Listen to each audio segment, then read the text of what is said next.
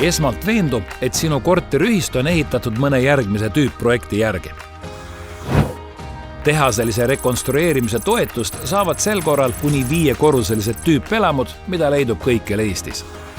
Korralda üldkoosolek ja võtke vastu otsus, et maja tuleb korda teha. Lisaks otsusele tuleks teil ära määratleda ka ühistu laenu võtmise piirsumma.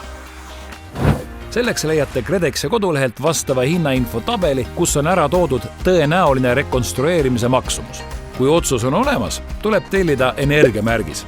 See ei maksa palju. Ja kui majal juba on energiamärgis, mis on väljastatud alates 2013. aastast, ei ole enam vaja uut energiamärgist tellida. Järgmiseks lae KredExi kodulehelt alla toetuse taotlus ja täida see ära. Lisa taotlusele ka ühistu liikmete nimekiri, mille saad äriregistrist.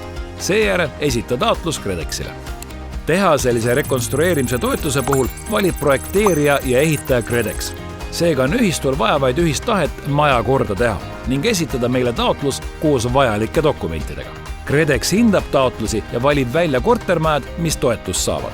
Kui jääd hätta, võta julgelt ühendust meie halduritega.